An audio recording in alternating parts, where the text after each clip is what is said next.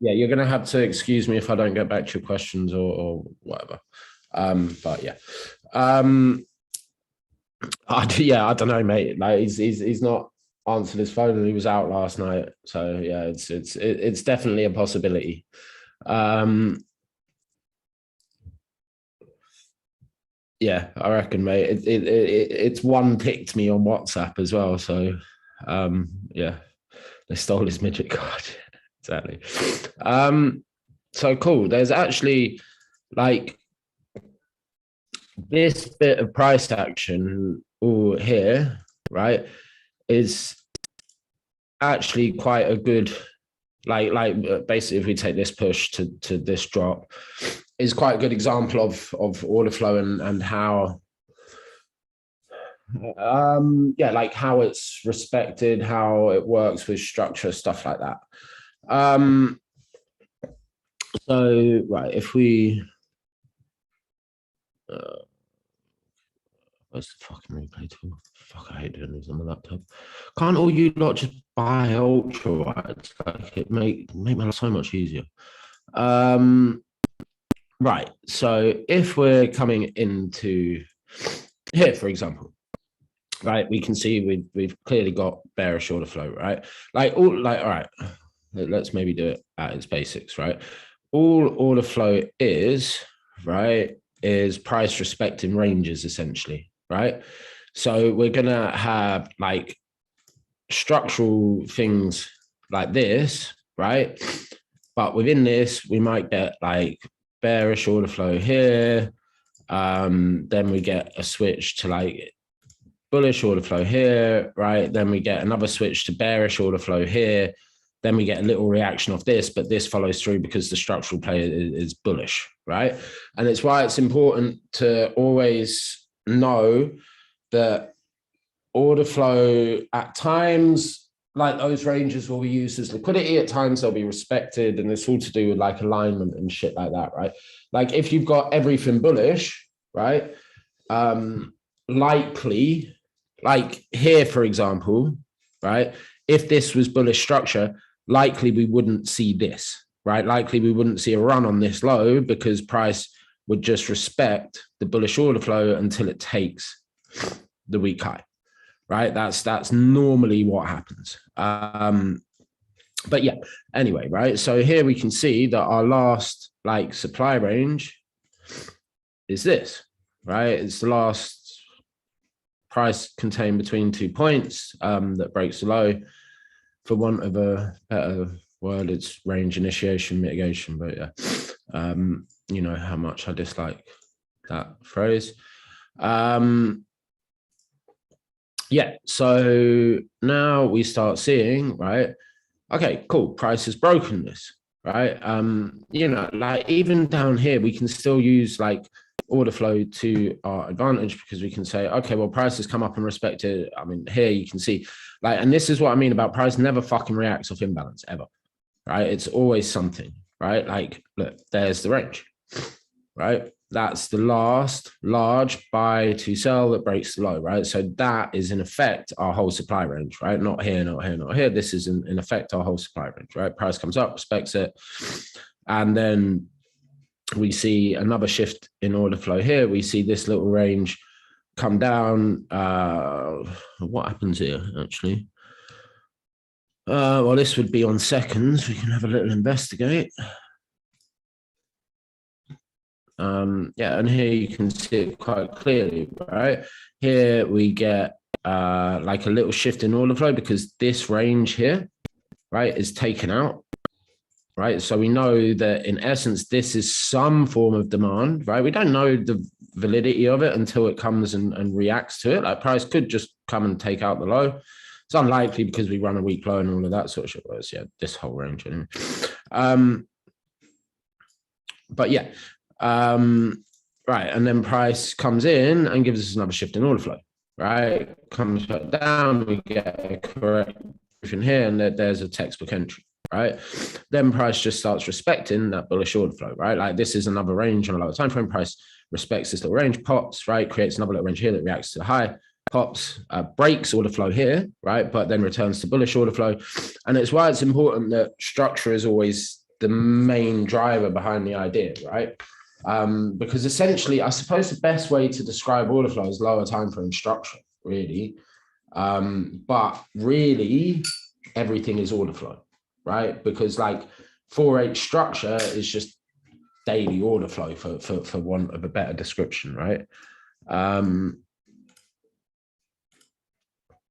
Yeah. So yeah. Okay, cool. Let's go back onto the higher time frame and see what happens. I'll take questions at the end, mate. I'm not going to do them in the middle.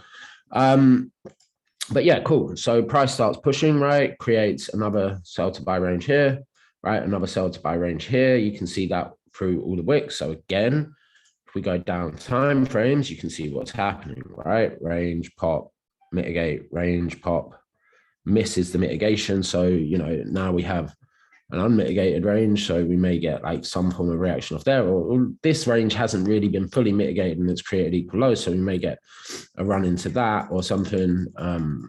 You know, there's always various factors. We get another range here. All right, price respects it. Does it give us a shift in order flow? It needs to take out that high, which it hasn't quite done yet.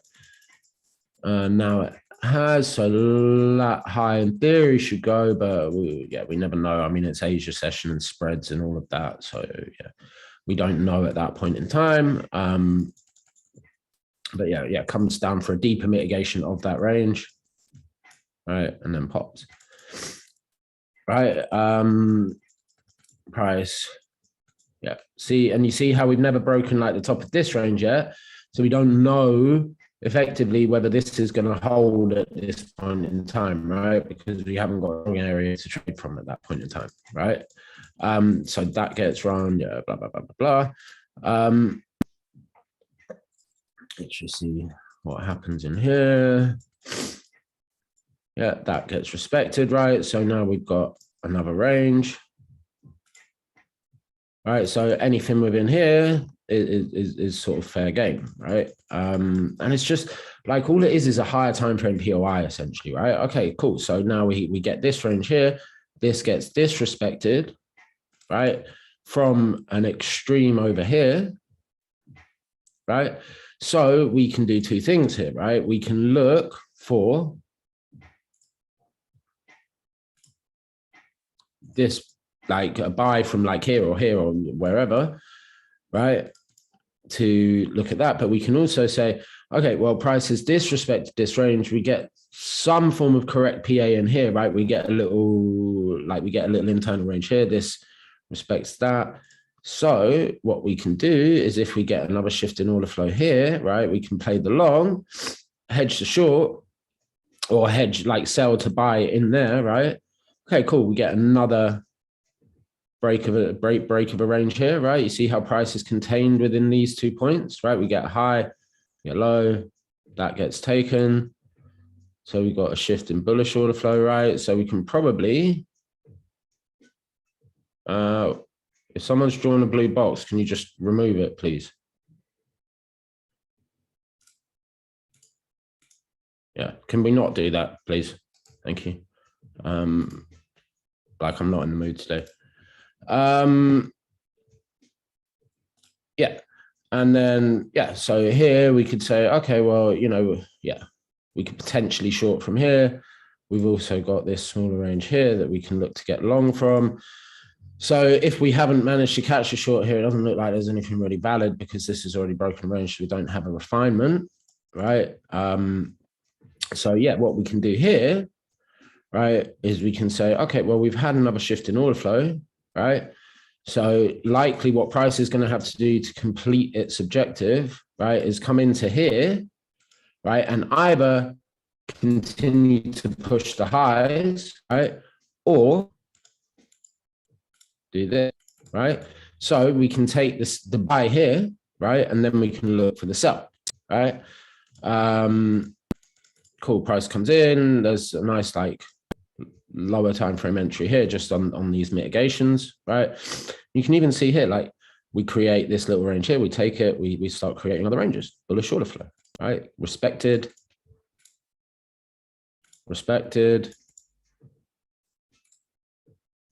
respected, right? So, and then we can look for sales from up here if we get another shift in order flow, perhaps, right? Price continues to rally. Does it give us, you know, like say, let's say we took a long on this mitigation or something, right? And here we can just hold this, right? And say, okay, we do have some form of bearish intent in the market. We've seen a 15-minute shift in flow. We've also seen a 1-minute shift in order flow from there. We're well within our rights to look for shorts from there, right?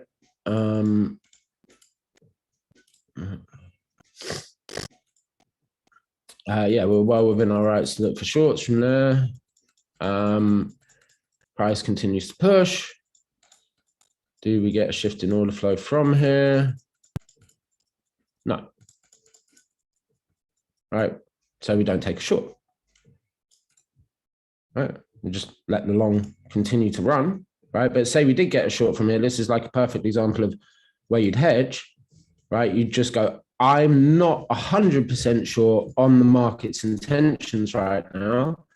I will take a sell here and I will take a buy here, right, to cover both sides of the market, because everything is yeah, mate, I can see you raising your hand. Like, it's I'll do questions at the end. I'm not going to do them during. Okay.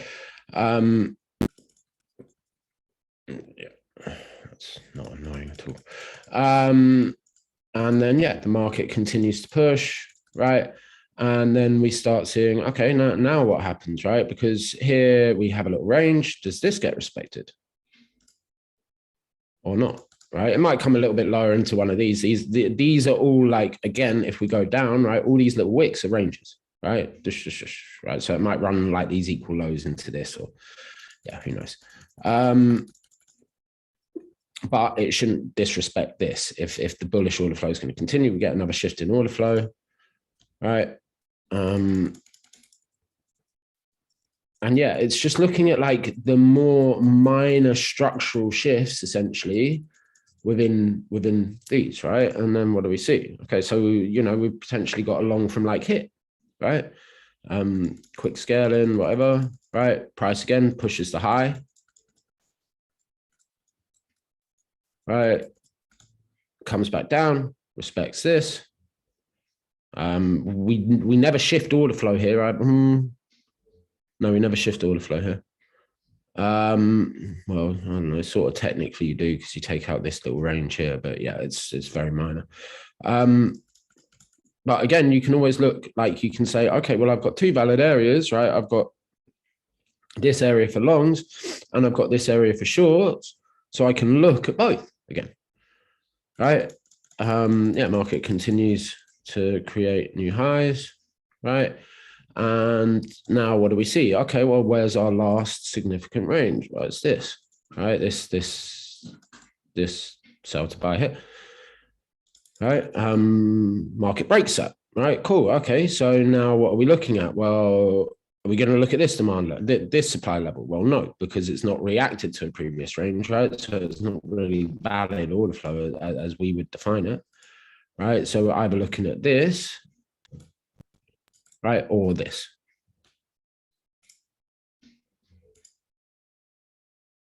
Right, and the market doesn't really matter to us which one the market respects, whether it does. And we've still got, right, this higher time frame order flow hit as well, right? Like this will be like 30M order flow or something like that, right? So we can still take longs from here, right? That continue to run up, but we can say, okay, again, we've seen a shift in order flow, so we can wait to see what happens.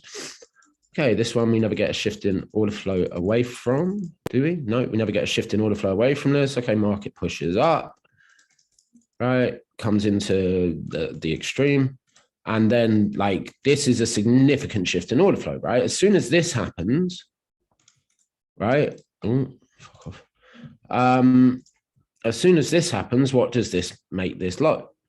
Right? Well, this makes this low weak, right? And likely to get run. So longs here are more likely going to be pullbacks to continue shorting, right? Because, you know, we're at high prices. We've seen a run on liquidity followed by bulls just being crushed, right? So yeah, then we see this, right? And then look here, we get another shift in order flow. Right. So this, I was speaking to someone earlier and saying, you know, this just gets, yeah. I was speaking to someone on Friday and they were saying, oh, well, I can see it going higher. I was like, well, we've seen a shift in bearish order flow and we've seen a shift to bearish order flow from there, right? Likely it's going lower. It's likely not going to continue at that point in time, right? Because all we're seeing is bearish intent, right? The market deliver a lower time frame strong high, for want of a better word, right? A supply range, whatever, and then we see a shift back. I mean, we never go bullish, right? We never see any bullish order flow there because that, unless that's an inside bar, which it doesn't look like. The low of that is 35. The low of that is, yes, it's not. I mean, there's going to be a range here. We could say this is a little shift in bearish to bullish order flow because we can see a range here that gets taken out, but it's not M15, right? But then we see this M15 range get taken out, bearish all day long, right? That's just going lower. Like that's literally it, right? Cool. Again, market shifts, and here you don't even really need to wait for the M15 because you've got M15 bearish order flow here, right? So now what do we see? Well, now again, right, we see this supply range here created, right? We can obviously refine this to things. This candle makes a lot of sense. It's the run on liquidity. It's the one that breaks structure. It mitigates this that breaks the original structure. We don't really have anything valid up here. We just have this wick essentially, right? So yeah, and here we don't really need to see a shift in M15 order flow again, right? And then we see the market move down, right? And now it's just trading towards a weak low. That's all it's doing, right? So what's it likely to do? Well, it's likely to respect the supply ranges, right? Supply range gets respected, right? Another supply range here. Market respects that. And then, yeah, just dies. Right? But yeah, does that make sense to everyone? Like how order flow works, right? It's just looking at the smaller nuances in structure, for want of a better word. You know, that's basically it. How does everything seem so logical when I explain it? I don't know. It just makes sense to me, brother. Like, yeah, it's just like I see the market in a very logical way, right? Like it's like a lot of people see it as fucking, oh, we've got all of these different fucking things stacked this way, that way, the other way, blah, blah, blah, blah, blah.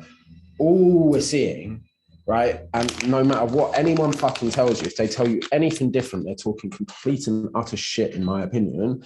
All we are seeing is buy and sell orders delivered to the market, right? A correct buy order, right? Like, or the way we define a correct buy order, right, is we like to see a range formed via a run on liquidity, right? And that is a buy order. Yeah, exactly. Right? That is the market moving down to fill buy orders at lower prices and initiating out the higher range, right? And that's it, right? Look, a hit, right? Formed via run on liquidity range gets short-term respected. This range is formed via a run on liquidity, well, a large run on liquidity to the left, right? This range is formed by a run on liquidity. This range runs this high. This range runs this high. It gets respected the whole fucking time. Like until we should be able to see where that comes through like various other things, right? It's why, like I was saying, as soon as I saw like this lower high form, right? It's like, well, likely none of this is going to hold, right? Like, because all of this is weak, right? It's all poorly formed, right? There's no large run on liquidity here. Where are we trading away from? We're trading away from these two large runs on liquidity, right? So the next place, if we're going to see longs, which, yeah, I don't know at the moment, it's not looking great for the bulls, but we will see. You never know, right? Because we haven't hit the extreme yet. And this, again, this range was never mitigated, right? And it forms correctly. You see, like it's this formation again, right? Runs low, runs high, off it goes, right? So we may see this respect the extreme, give us like a shift in M15 order flow, and then we can trade to take out these highs, right? Because this area is clearly well formed, right? And as we would define it, nothing has broken swing structure, so the whole fucking thing's weak. And yeah, like at this point in time, it's a little bit difficult to sort of know, but yeah, that's basically it, right? Make sense?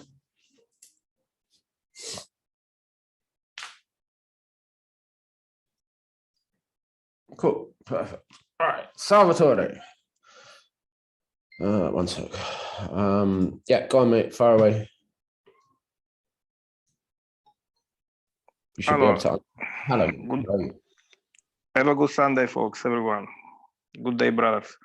Look, my question is, when you're talking about order flow, when you're talking about order flow, on which time frame do you refer? 4 hours, 1 hour, 15 minutes, Anytime. 15 seconds? Anytime.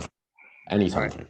Or like everything, it's like this is another really important thing to understand, right? Anything we talk about, literally anything, is as applicable to the 1 second time frame as it is to the yearly time frame. The market's fractal; it does the same thing on every time frame, right? We just use like the idea of what we do, right? Multi-time frame analysis and being good and precise with that, right? Is that we see these.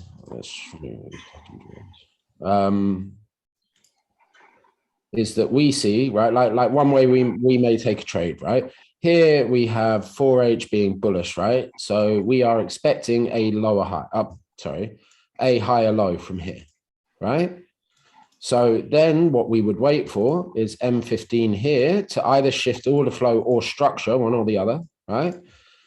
And then we will see the shift in order flow. So then what we're expecting is another higher low from here, right? So then what we can go down to 1M, right? And we can say, okay, we're seeing 1M deliver bearishly into here, right? Okay, 1M breaks order flow, right? So here we get a little valid demand level or whatever. Now here we can see 5S, right? Realign order flow there. And there you go. Right? Like that's the whole idea. Like time frames are irrelevant, mate. Literally irrelevant. Like anything I talk about is as applicable to a really high time frame as it is to a really low time frame. Yeah, like that's the whole idea of multi-time frame analysis, right? That we can analyze the market on the lower time frame so we can get smaller areas of invalidation, right? And more confirmations, increase our win rate and increase our RR. That's the point, right? That's why we teach the way we teach. Yeah, alignment's fucking, yeah, like it's boss, mate. Like, yeah, like it's just, we're just trying to pick the point that the market turns, right? Because that's like, it's why I like reversals more than continuations, right? Because for me, this trade here, for instance, right, I don't have to make as many decisions within this trade, because say this whole thing, right, like all of this plays out like inverse right here, right? Like we see all this shit here, right? And I've caught the higher low, right?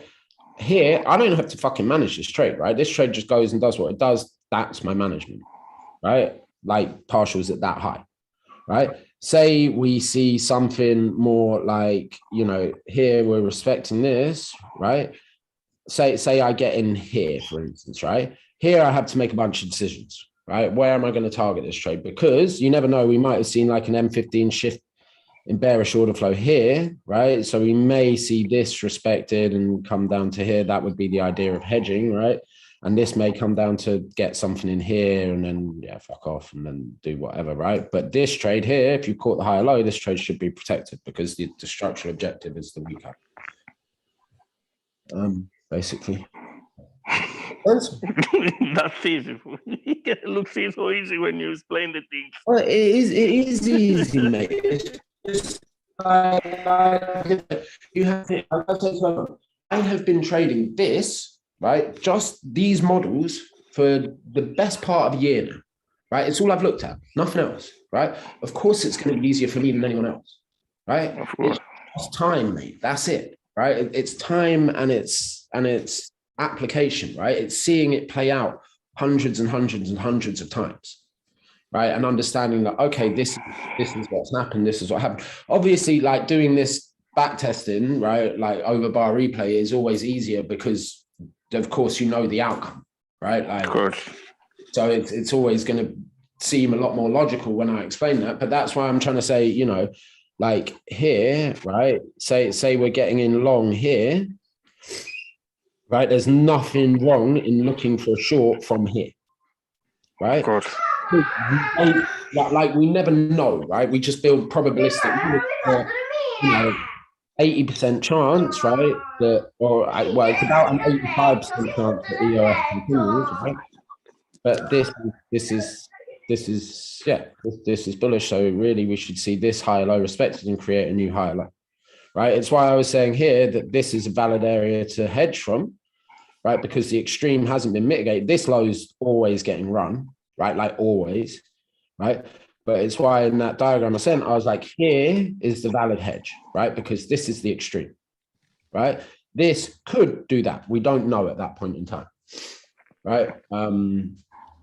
So yeah, that's why I took a hedge from, right? Because it's like, where may the market move against me, right? Like, where's the probabilistic area that the market could potentially take me out of my position, right? Because I mean, at that point, I had two shorts running, right? I'd partialed them, like, this is something I'm working on because really I shouldn't have taken any volume until they ran this liquidity, but that's neither here nor there, right?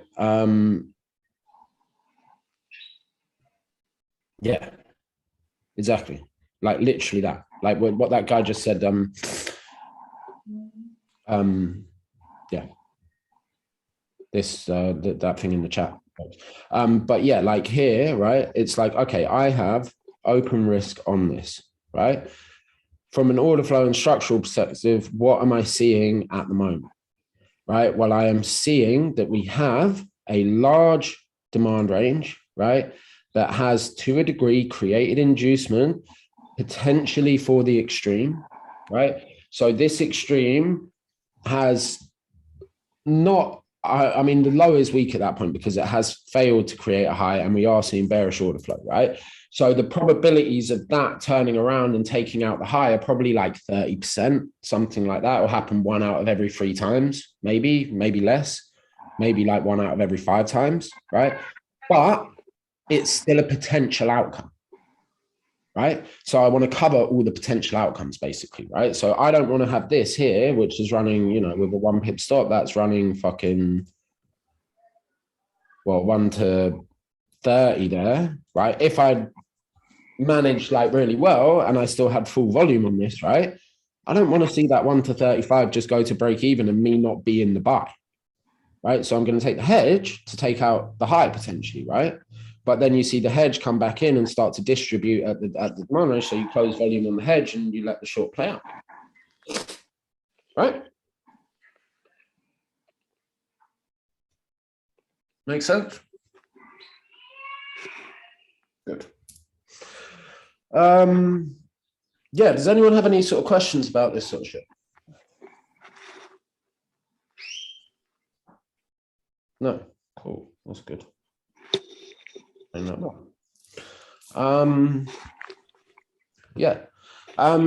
Yeah, I want to try and remember we were having that conversation about that bot the other day. So I want to try and hook up a call next week because I'm probably not going to trade that much next week. Like it's the week before Christmas, so it will probably be quite low in volume and all of that sort of stuff. And yeah, just take a fucking week off, chill, you know. Enjoy a bit of time, back test, build some case studies, all of that sort of stuff. But yeah, I'll try and maybe we'll try and do that for one of the pre-New York calls or something like that. I'll message Logan and see what he's saying. But yeah, cool. All right, guys. Well, have a lovely Sunday. Yeah. Yeah, that's like generally speaking, it's like, oh, sorry. In aspects of structure, what do you think where we are right now? Year and position. Me? No fucking idea, mate. No idea. Literally not like a lot. But yeah, I don't know. I don't really count it anymore, mate. Like I just find it all, like because so the R right is not a good indicator for actual return on investment because you partial your trades and all of that sort of shit, right? Like so yeah, it's generally not the best form of indicator for things. Yeah, I explained hedging. Yeah, cool. Yeah, exactly. Percent is much better, mate.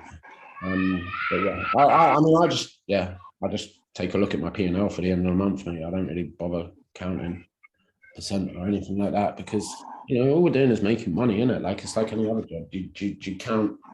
Say you were a fucking waiter or whatever. Do you count your percent gain in a year? Like, yeah, that's my view on it anyway. Yeah. But yeah, cool. All right, guys. How do you combine structure phases when deciding structural? Well, that's all that's like that's just going like, right, okay, we are bearish here, right? So I'm expecting a pullback, do a continuation. Right, like here, I'm expecting a pullback, here, I'm expecting a continuation. Right, so here I would be expecting a what is that? A lower low. And here I'm expecting a lower high. Right. So it's always like that, like figuring out like, okay, where is this trade coming from within the range? Okay, we've seen a structural realignment here. Yeah, that I'm expecting a continued push to form a lower high. That's the trade you want. Yeah, always do it on like it's always on like work down timeframes, right? So first of all, I'm expecting a lower high on daily, cool, but I've just had a 4H box of bearish structure. So yeah, maybe I'm expecting a pullback on daily, but I'm still like the overall structure idea is I'm still expecting a lower high, but I can trade back to that lower high. Right. But yeah, cool guys. Thank you, mate. Yeah, have a good one, guys. I will speak to you all later. Take it easy. Bye.